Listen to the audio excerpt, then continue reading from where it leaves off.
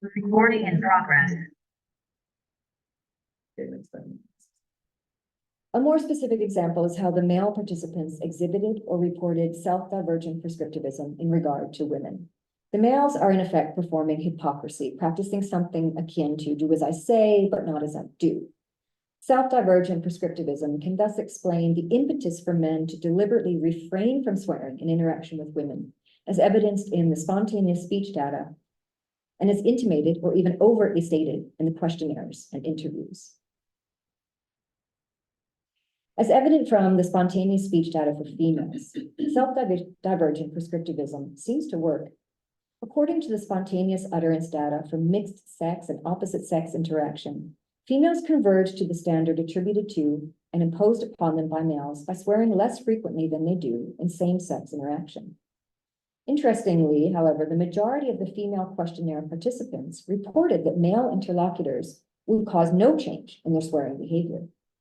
The evident disparity between actual and perceived behavior suggests that females indeed respond to the male's prescriptive behavior. It's been suggested that females participate in a form of linguistic liberation, frequently using swear words, but primarily in all female groups where they feel more comfortable and where males cannot hear them. In this way, the isogloss status of swearing is compromised. While female same-sex swearing behavior is comparable to that of males, their convergence confirms males' perceptions and perpetuates their expectations. The result is misperceptions among both sexes regarding female swearing behavior. While the female questionnaire participants reported a greater frequency of swear word usage than the spontaneous speech data suggest is realistic, the male participants underestimated the frequency of female swear word usage. These misperceptions are further supported by participants' answers to a question concerning whether the participants believe men swear more than women. 63% of white males, 80% of African American males, and 71% of Hispanic males stated their beliefs that males indeed do swear more often than females. Almost 60% of the total female participants, on the other hand, believe the frequency of male and female swear word usage to be equal.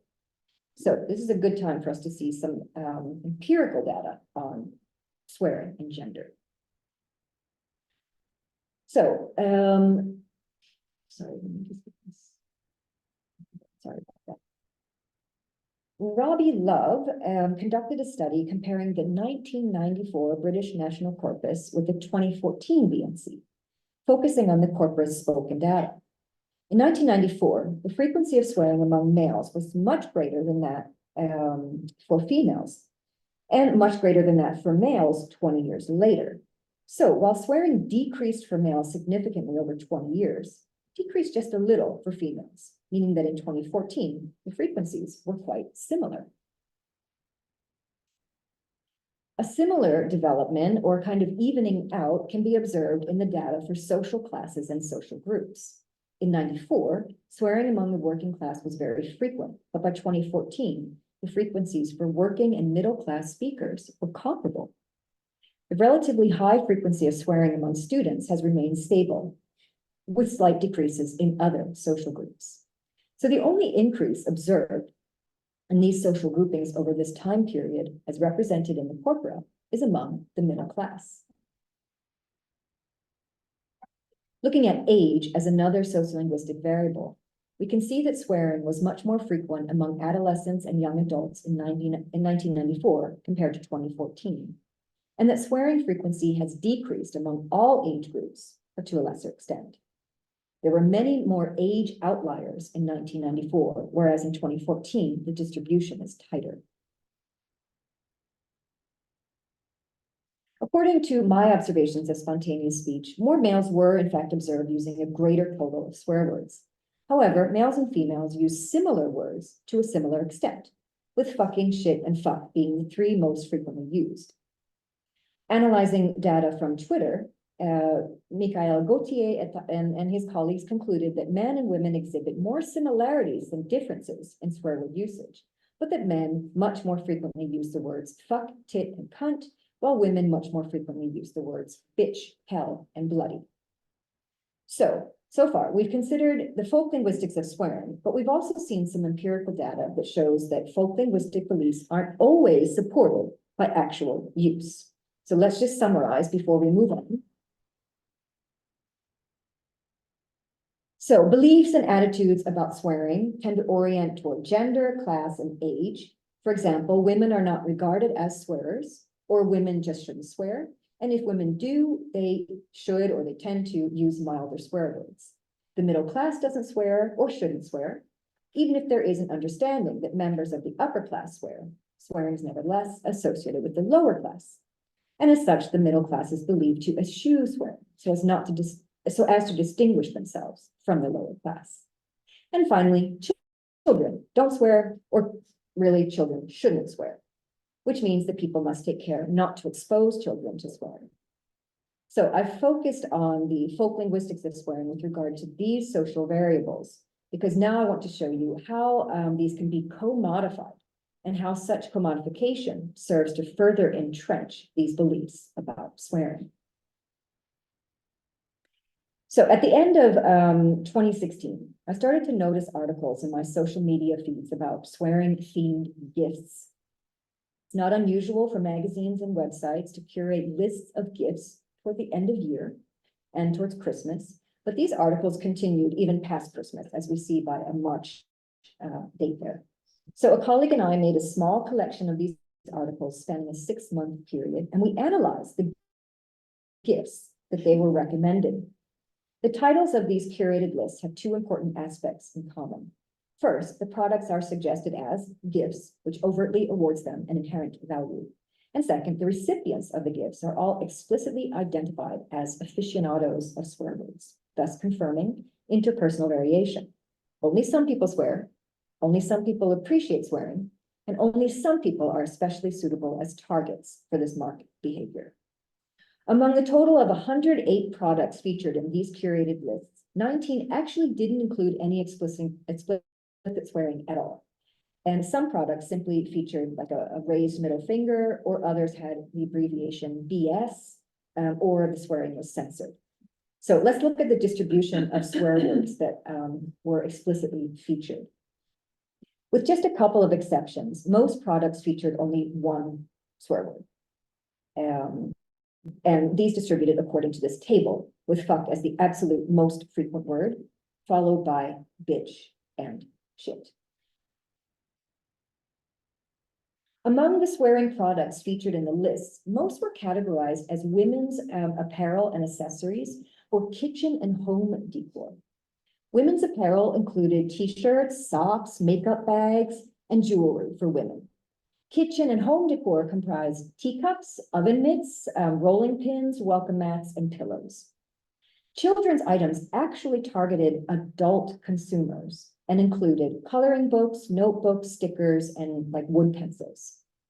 The 8 celebratory products included banners, balloons, and greeting cards.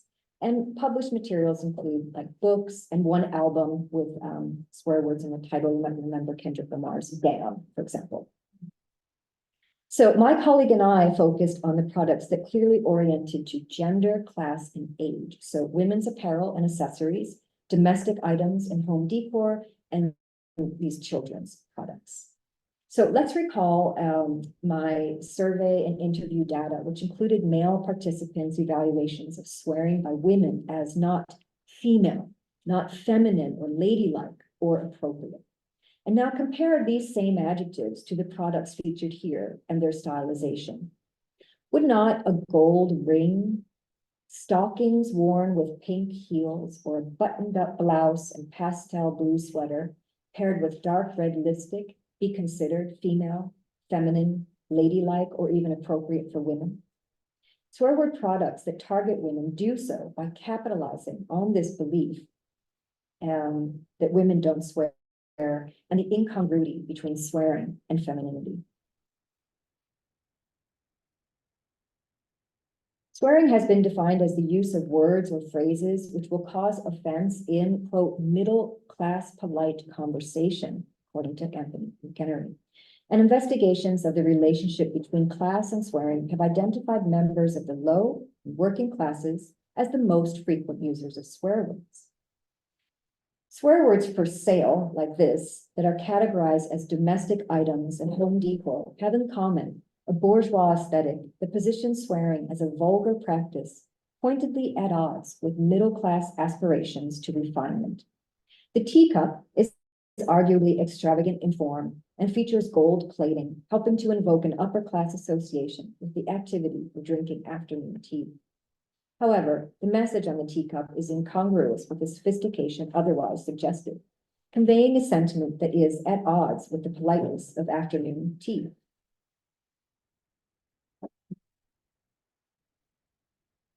Swear word products such as wood pencils, notebooks, and backpacks are common items that can be useful to anyone at any age, but arguably are associated with school and being school-aged. Wooden pencils in particular invoke the nostalgia of the number 2 graded pencils once widely required throughout the American elementary school system.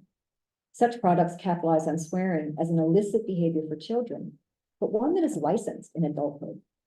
If swear word usage were not culturally maintained as inappropriate for and in the presence of children, and especially as a paragon of bad language, neither taught nor tolerated at school, such swear word products as pencils, notebooks, backpacks, lunch bags, and stickers would not be able to trade on consumer nostalgia, folk-linguistic beliefs, and one's right to swear as an adult. The use of coloring books by adults can be considered an example of immature regressive behavior, or alternatively, also an activity of nostalgic value. This swear word product thus capitalizes on consumers' actual arrested development, or even a temporary nostalgia-induced regression. But its title serves to preempt any ridicule of this developmental factor by invoking the hostile imperative, fuck off. The saliency of the swearing expression in the title makes clear the product's orientation to self-aware adults. Coloring book thus trades on the incongruity between the innocuous activity of coloring within the domain of childhood and the offensive use of swear words within the purview of adulthood. In targeting adults, however, coloring book also seems to capitalize on the cathartic function of swearing while touting the relaxing physical activity of coloring, noting that the user can unwind with 50 bold and brash swear word coloring pages. Ultimately, what is essential to the commercial value of the swear words for sale presented here is convention. Swear words can be marketed to women, members of the middle class, and adults acting like children because these social groups are not conventionally associated with swear word usage. In other words, there wouldn't be a market for women's swear word products, for example, if women were not so strongly associated with not swearing or not being allowed to swear. Ironically, because swear words for sale target particular demographics, they're actually serving to perpetuate the status of these groups as unratified users of swear words. This, in turn, may help to preserve the distinctiveness of such groups and the indexical value of swearing. Entrenched folk-linguistic beliefs help swearing to maintain its unique status as offensive behavior. Moreover, strong sociolinguistic associations allow for swearing to be impactful when these are transgressed. As long as there is a belief, or at least an awareness that others may believe that, for example, children or women or the middle class or politicians or television hosts should not swear, then it's impactful, shocking, or even funny when they do. Without folk linguistics providing a kind of sensationalized lore of swearing, power of swearing is at risk of dissipating. So the continued acknowledgement of the importance of folk linguistics and access to beliefs, attitudes, and assumptions concerning swearing are vital to understanding it as an ecosystem based on intra and interpersonal variation. Das war das for today. Thank you.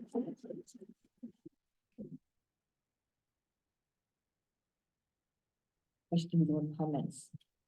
Does anyone own a swear word product? No, I'm so curious. So I see them and I want to buy them, and I never, then I'm like, what would I do with like? No, I think it is a kind of, who.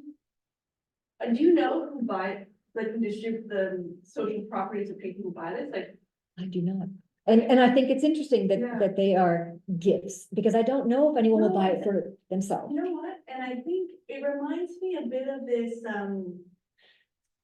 okay, so if I think of like my family, and my family is very like, you know, upper middle class WAS in Canada, Mhm. so like the WAS kids of all.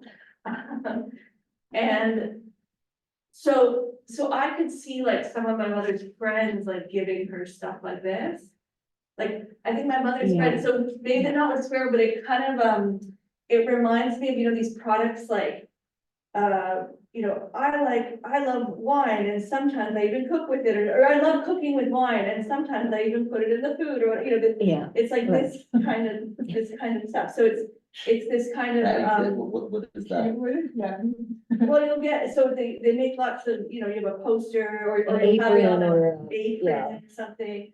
And so again, it's this kind of, opposition between some practices that are generally stereotypically viewed as like, you know, lower class, which is like alcoholism, for example. And then some, you know, proper feminine, middle class, persona type of thing. So and I think this, yeah, what you're, the products that you were displaying, I think it's like the same kind of thing. Yeah. And, but of course, my mother would, yeah, so like, so I could see her friends giving it to her, but then she'd be like, oh, thanks, and like, put it What away, would you do? because Yeah. having it, because even my impression would be like, having those products at home would be something that would be like below their, like incongruous with their social class. Yeah. So it's a puzzle. You know, I really, I wonder what the distribution of people who buy this, or maybe people never actually display them in their homes. You know, in real life, the only swear word products I've seen are, t-shirts and, almost exclusively worn by, young adult males. Yeah. I have a couple of questions. Yeah. One question is, you just had this contrast between middle and was it working class? Mm, And I would have thought that, I mean, it's a kind of British perspective, but you know, there's also the upper class. yeah, And I would have thought there'd be some different attitudes about that. And again, maybe also different cross-Atlantic difference, some cross-Atlantic that I would kind of, yeah, I'm sure, I mean, sort of, you'd expect the British upper class to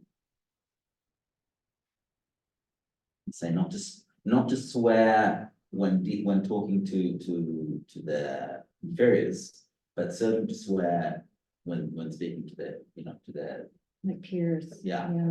Yeah. Whereas in the States, this is ignorant, not based on any knowledge, but I would think that, you know, the upper class would be there'd be less of this kind of avoiding using swear words to the inferiors. Mm, But this, you know, just Well, in the completely US, focus there's on- less of a cultural capital aspect to like upper class. That's, yeah, So- right.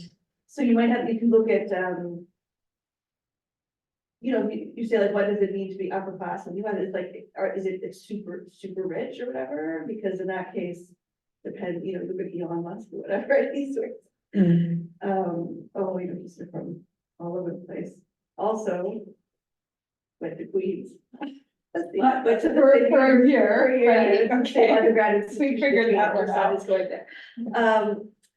Yeah, so I don't know, yeah, I mean, in any case, like, especially with something like the culture of, so there's this book by Michel Lamont, but it was written in the 90s called Money, Manners, Morals, which is a comparison of the upper middle class, upper class, bourgeoisie of France and the US. And in many ways, they're very similar, but one thing that she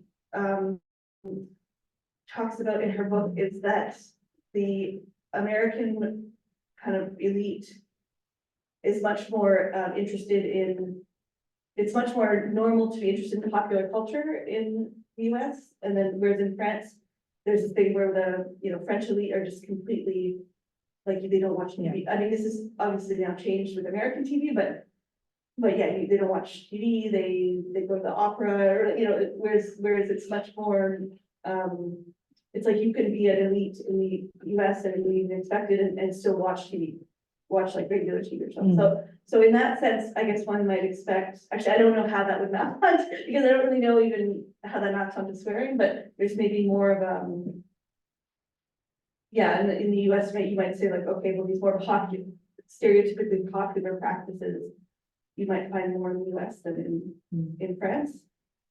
UK, I have no idea. I mean, I think that we all sort of know that even the upper class, the elite, they swear, but in terms of like collecting data and getting empirical evidence, it's a difficult group to access. You just don't, you can't get at them. But the other classes, you can easily record them, and then they're more accessible, they're more amenable. But just about popular culture, I don't know if it has had the same kind of breakthrough here, but there is a series called Succession, which is about the ultra rich, and the swearing in there is almost off the charts. So it does kind of lead us to believe, okay, yes, absolutely, swearing is happening there, but there's also been this idea that that the upper class and the elite, they're a little bit more discreet with their swearing, so they keep it within, you know, closed doors. But it is that Murdoch, Australian. well, okay, so he's Canadian, in the show, he's Canadian. But Murdoch obviously is Australian, so, but the thing is, Murdoch, but that was what I was sort of saying about, like, are you fabulously wealthy? So Murdoch was not born to wealth, was he? I don't know. So I mean, my impression of Murdoch's persona is this as this kind of like, you know, saturation, Wall Street, like, Wall Street class, like, you know, self-made man, kind of, yeah, really, you know, obviously the toughness that you get of the association with the kind of working class men, that's like indexed by the swear words. So it's not like, or if you look at, you know, Tom or something, no, he's swears a lot too, though. I'm thinking of him on the show. Yeah, right. Okay, yeah. Yeah, but then it also becomes, you know, the vernacular of that in group. Yeah. So regardless of your past, you kind of pick up that way of speaking. But then you've got, you know, traditionally you have this kind of middle class that's the buffer that's in between, and they want to kind of distinguish themselves from the lower working classes, and they want to aspire, you know, towards a higher class, and the higher classes don't swear in public as often as the lower classes. So that means that the middle class tend not to swear. But maybe there is swearing going on in the upper class, although it's just behind closed doors. It's very discreet. Yeah. One thing I was wondering is, there must be work on the diachrony of these words that pop up as swear words, right? Because all the ones you've shown us seem to be surprisingly consistent. Yeah. And so then that's kind of conflicting if you think of it. So those comments about Stephen Fry sort of trying to act young by using words, but if they're the words that have been the same stock, the same swearing lexicon for generations, then that doesn't work so well, right? Because you could imagine how he's making himself younger by adopting the younger people's language, but then no, it's younger people's use of language as opposed to the actual words. There's something very weird there, right? Because it doesn't change over. It's the same. Exactly, right? and exactly, yes, yeah, it is, and especially my argument that the swear words are kind of this core group that may become more or less offensive, but they tend to be identified as belonging to this core group.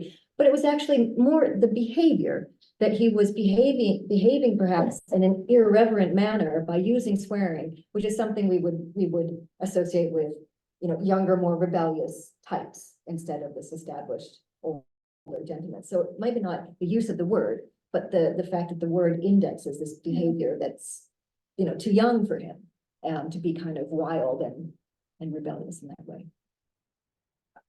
I have a question about the frequency that you want. I think the Robbie Love. Yeah. It's kind of very interesting. No, And I wonder how, I mean, or maybe it was this one. Or- Yeah, I yeah. suppose so, yeah. I mean, that's pretty striking Yeah. phenomenon. Yeah, And it's, I mean, for one thing, I wonder whether, to what extent, this is a corpus-based, yeah, this is the BMC, these are spoken parts of the okay, BMC, so it's 94 and the all the 2014. new Yeah, BNC. yeah, exactly. Because that's, I mean, you look for an explanation for this, and there's no obvious explanation for this. So you do wonder whether it's also a consequence of different ways of putting together the BNC. Yeah, Because the BNC, I do remember because I know the old BNC very well, and I looked at the new BNC. And I know in the old BNC, they had a lot of sort of kids who, because they gave tape recorders to kids. Yeah. right. And there's certainly cases where the kids are, things do they, case where the kids are just kind of, swearing on purpose to kind of, they say, like, oh, but it's on tape now, yeah, and they start really using all of Yeah. that. So it's Yeah, kind of like performance that for the sort of, recorder, yeah. yeah. And I wonder whether the new BNC was done in a more sophisticated kind of way. And so therefore they, people will, I don't know.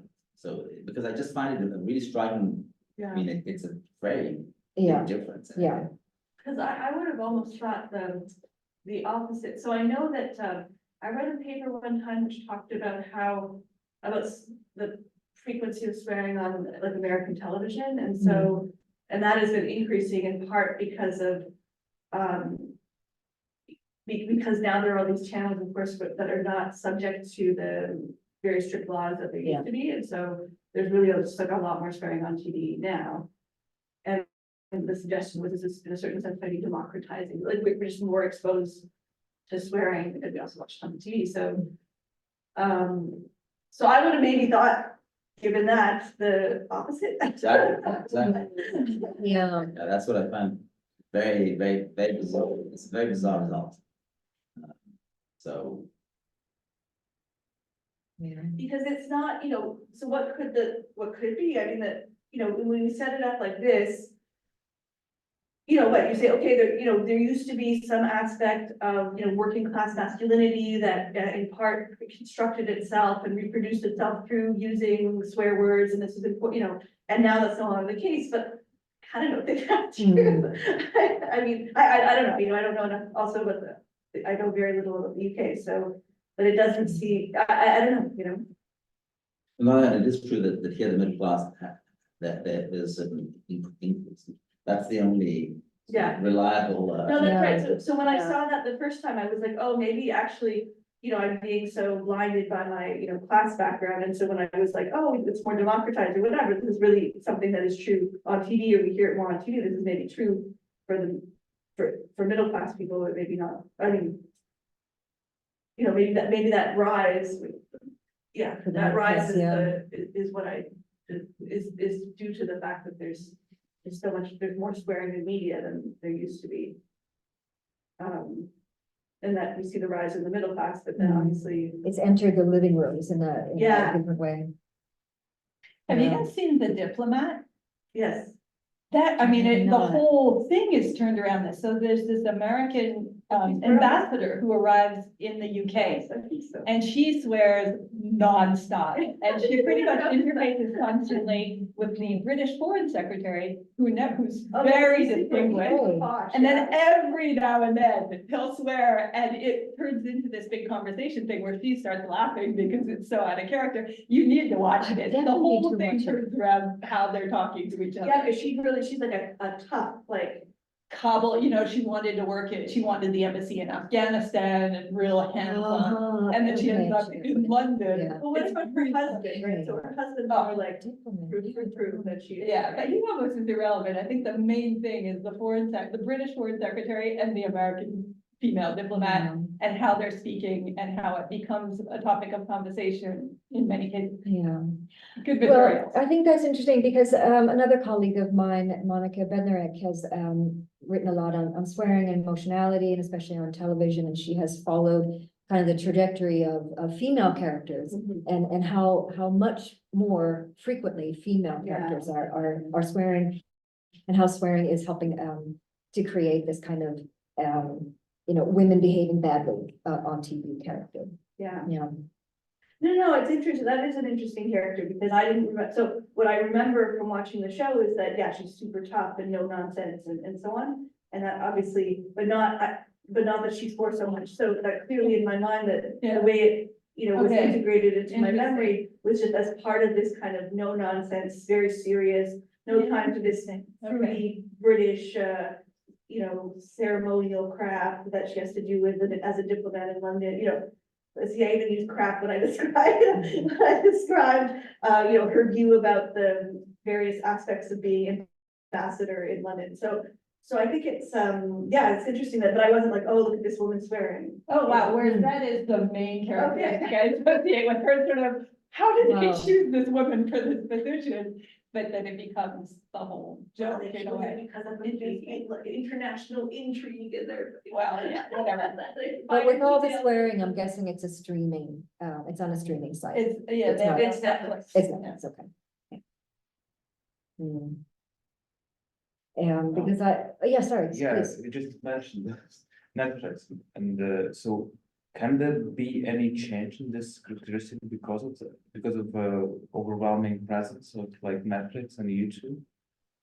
It's, Maybe it happened actually after 2014, when it came to our homes. Yeah, well, So- I looked at, also, I just mentioned Monica. So Monica and I looked at, like catchphrases, on television. It's not a huge group of TV watchers here, I've understood, but a catchphrase, where a character has like something they say all the time. So I mentioned this series Succession. A lot of the characters said "fuck off," so that became kind of a catchphrase. And we traced catchphrases from the I think we start in the 50s, the 1950s up until the 2010s. And really also traced like where network television, so now I'm talking about American television, so where network television started to get competition from cable and then like pay services like streaming. And when cable came around and streaming services came around, then a lot of they're not beholden to regulations. This is your So they have- article, but I. Oh, okay. That's like another yeah. level of like mansplaining. I'm like explaining to you. So we can kind of see that because network television kind of has to keep up with streaming television, that more swearing is seeping into network television. And the reason we looked at catchphrases is because catchphrases they tend to be this kind of television language that you pick up and you start using yourself. So it's almost like capital or clout when you know a catchphrase to something and someone recognizes it. So we wanted to see like how much is swearing being used in these catchphrases, such that it's kind of enabling or facilitating swearing among television viewers. And then also just to see like how much is network television kind of converging towards the practices of streaming series by trying to attract a viewership by using the same kind of language that they have the right to use. So I believe it has had an effect. So the streaming and these pay services have had an effect on network television. And when network television features more swearing, that kind of blurs the lines of what standard language is and like what is acceptable broadcast language. So it kind of brings swearing into this realm of standard language. Was that kind of what you were asking Yeah. about? Yeah. Mhm. But YouTube, I haven't looked at. Yeah. One final question. Yeah. I guess you've been mentioning TV, but I guess there's probably a big radio TV distinction, right? I would find it more surprising to hear a lot of swearing on radio. But maybe I'm sort of biased. Radio. British radio, yeah, exactly. I mean, these days with all these shock jocks, I guess. Wait, so there is Oh, more yeah. on Radio 4? No less. Well, these days, you look at how did Howard Stern? Right, exactly. No, I know. So there's shock jocks, so that's kind Yeah. of different. This, but up to then, I mean, I think maybe it was like a very big deal in Britain that there's this very long standing series called The Archers that goes back to the 1960s, so it's been going on for about, and there I think was sort of like headline news that there was a swear word used for finding someone sworn. the arches, you know, it's kind of like, it's kind of like shock. So, it's like, you know, yeah, so. But maybe again, some big costs, just deal with intuitive, yeah, like, you know, in the old style radio, with drop jobs and stuff like that, and of course it's different, and also with the fact that there are many more channels now, and maybe, again, I sort of still have thinking the old days of, I don't know whether it was just these, you know, all countries having like, radio 1, 2, 3, 4, here, I guess, it's music and a couple of others, and, you know, now there's proliferation of all these kind of channels that change. And podcasts instead of. Podcast, yeah. But I do think that swearing, I mean, I just think everything is more salient on radio because all you have is a language. You don't really have any of the other paralinguistic information available that could maybe, you know, mitigate it or take your attention away from it. It's just right there in your ear. So I think it would be noticed more. I mean, there's all these jokes, of course, written about German cunt, you know, because they did the, you know, he's the Chancellor of the Exchequer, and everybody, people frequently make this supposed speech error, you know. Yeah.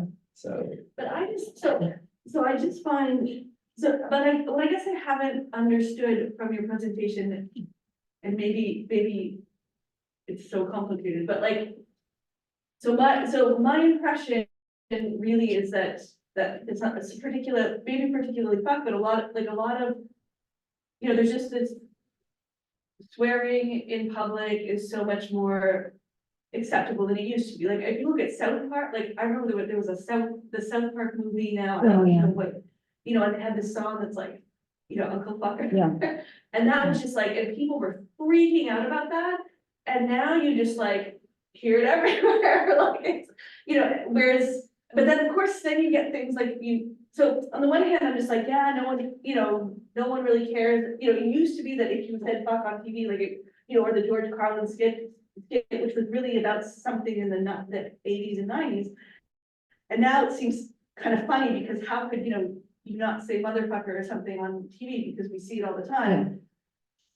But on the other hand, I was so surprised at the example, the Stephen Fry example that you gave, and I was just so shocked at the response that you know, when Joe Biden called Putin a son of a bitch, and people were so upset about this, and people in France were writing about it. Like, I went on French TV or French, you know, TV to explain, like, to try to explain to French people like what, like, son of a bitch meant, and what it would be in French or whatever, because people were just like, there's this huge, people are so upset about it, like, you know, and I just don't understand where that comes from, because it's like, it's so at odds with my personal, I mean, guys, surprise, like, things happen in the world that I'm not immediately understanding, but it just seems strange to me, you know?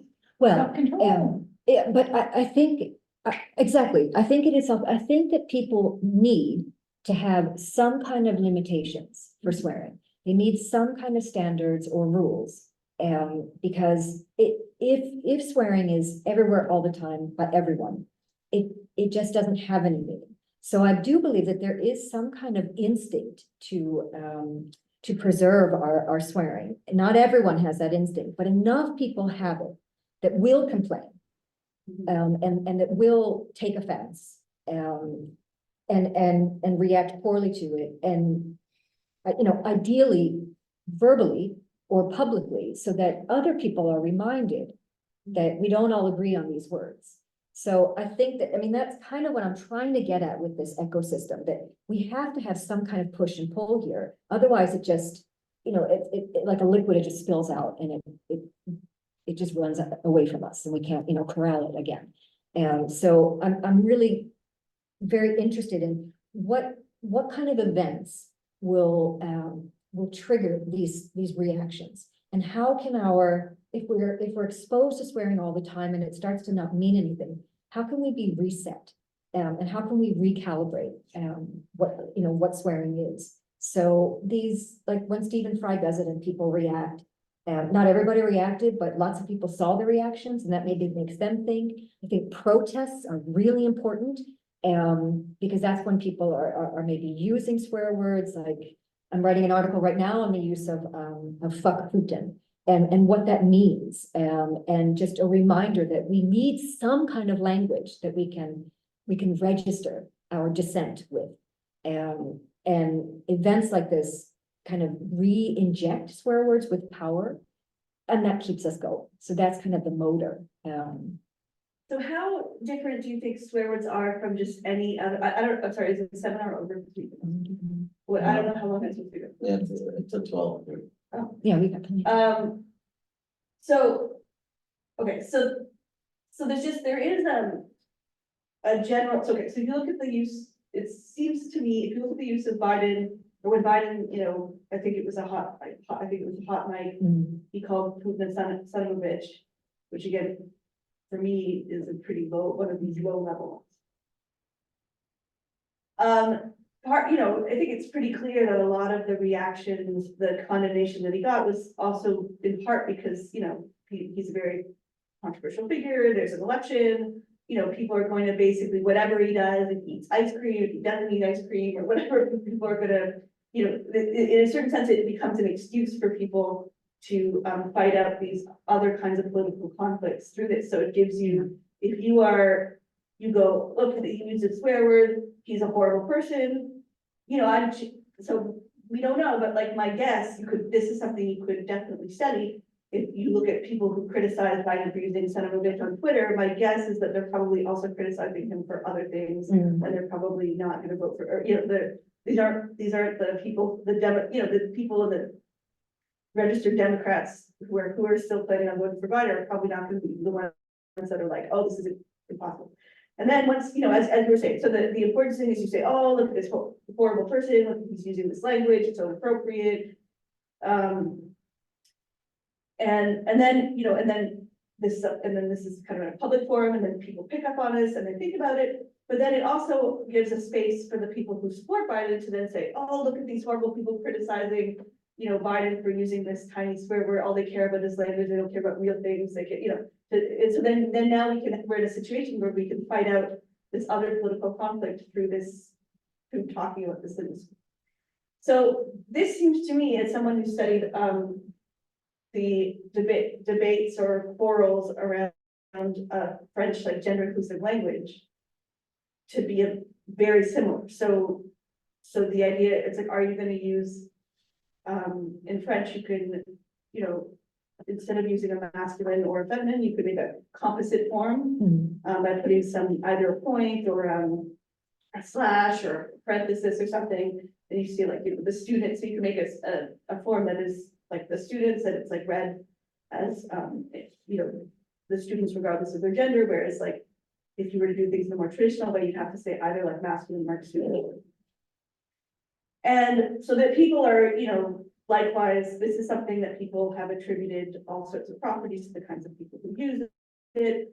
All sorts of, you know, this practice is going to destroy French, it's going to destroy society. But really what you can, if you look very closely, you just see that people will take, there's like this linguistic practice that people will go and they'll just use it because, you know, they want to have a fight about the status of gender in our society. And more generally, they want to fight out their like left, you know, right now we have this kind of left-right culture war scenario. And so they want to fight their culture war. And so this linguistic practice gives them an opportunity to do so. And it seems, so I was just wondering, it's like, are swear words like the linguistic practice that like always allows us to like, because so gender inclusive writing has been around since at least the 70s, the late 70s. But for some reason, after 2017, this became a symbol of you know, sometimes it became embroiled in this culture war. And it is now one of these linguistic practices that through which we fight out our culture war. But maybe swearing is just like always that. Maybe we can always look to swearing to fight out our culture wars. Well, that's the question. How long will swearing be available to us? I mean, my hope is that always, but if we're more and more exposed to it, if it's used in more and more contexts, if people less and less frequently react negatively to it, then it won't be that vehicle, you know, that you can glom onto. So I guess what I'm trying to figure out and maybe even argue is that we need people to do that if we're going to preserve our swearing. Sure, I mean, I would prefer that people, if they have a, find out their cultural word by telling me what political position they think instead Yeah, of, right. you know, Right. I've seen her, instead of saying, oh, you know, look at this word that they used, Yeah. or look at, you know, look at how stupid he is, how, you know, because again, this is sort of the point I was trying to make about the Yeah. ideology that associates swearing and poverty, or swearing and lack of cultural capital, Exactly. which is related to vocabulary size, is that these concerns, when you say this person, you know, this person is swearing because they don't have, you know, I think it's really wonderful what you did with the debunking of this myth. You know, I think that's really, but when someone says, you know, this person doesn't, you know, this person doesn't have a high vocabulary and are stupid, and the argument for this is because they use a swearing. You know, to what extent are they really basing the argument on the language itself, or are they just saying? Yeah. You know, I think maybe, if I'm understanding you correctly, so the issue is maybe rarely the swearing yeah. in itself. The issue is something else, but the consequence, by using swearing as a vehicle, the consequence is that, that the tension we need to preserve swearing is fed. So it does kind of feed into that, you know, we use it as a vehicle, maybe people understand, well, that's not the real issue. Nevertheless, it does have the consequence of keeping swearing as this, you know, subject that you can argue about, and that has and relies on tension between people. Yeah, but I'm wondering also, saying the Israeli political scene, I cannot imagine it being, I think it would be a way to dismiss, you know, if people began to say, you know, Netanyahu is the son of a whore, which is kind of one of the commonest Hebrew swear words.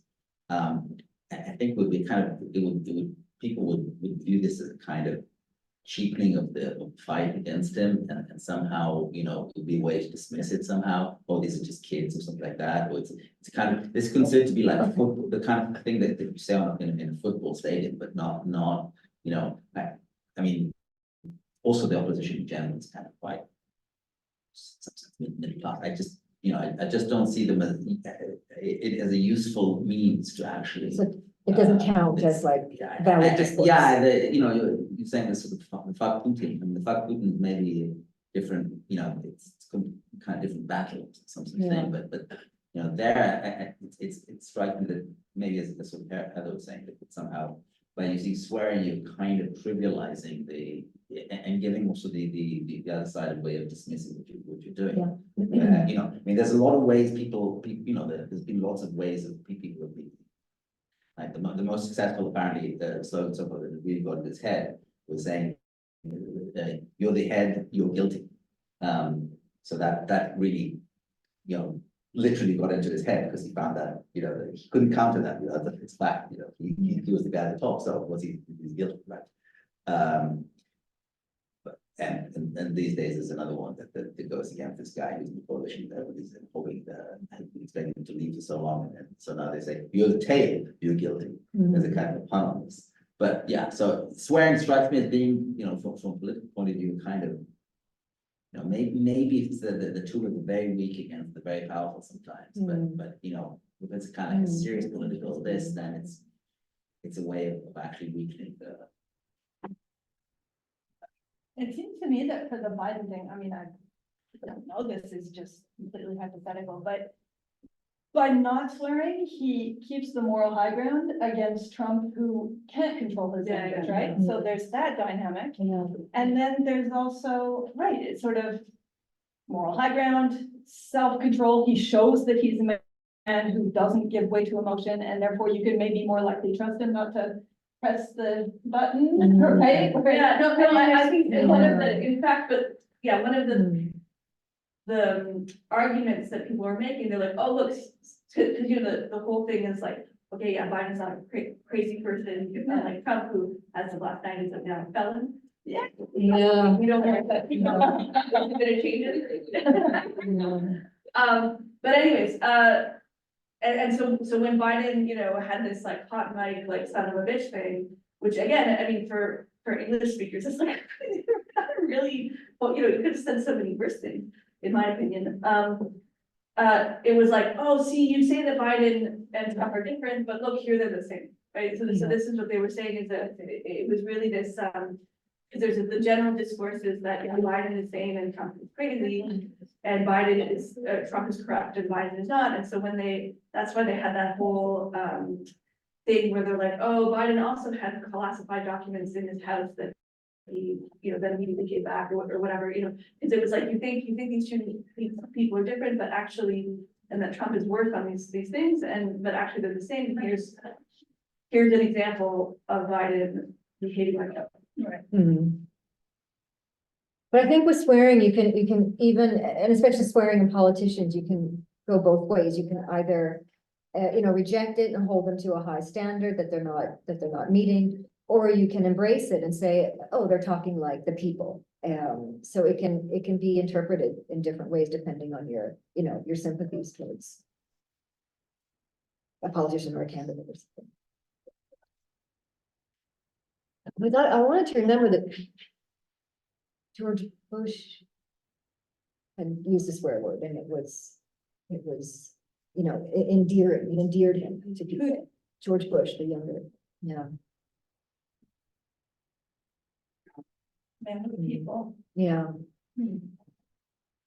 Maybe it was fully intentional on Biden's part, then, right? We covered the way. Yeah, that's a good question. Like, was it a, He's a slip or, yeah, it would be interesting to know, was there kind of a, oh, I just said that, or not? So I guess Bush told Tony Blair, see the irony is that when they need what they need to do is get Syria to get Hezbollah to stop doing this shit, and it's over.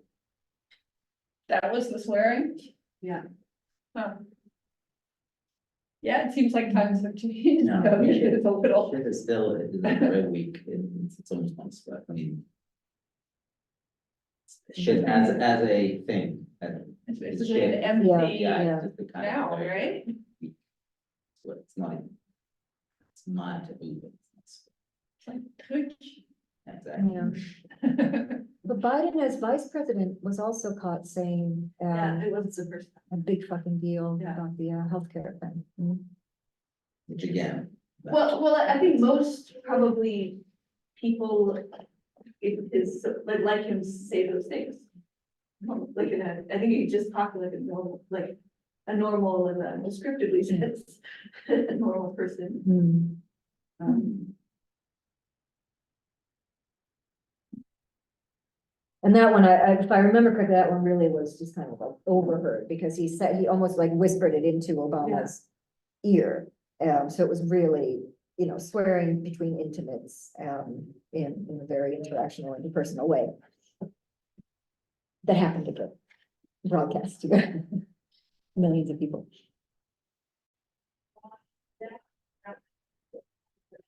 I have no idea if people on Zoom had any questions or comments. If I can Nothing in the chat. stage from here, okay. Then if there are questions, typically they're on chat. So Yeah. I guess we'll stop the recording now.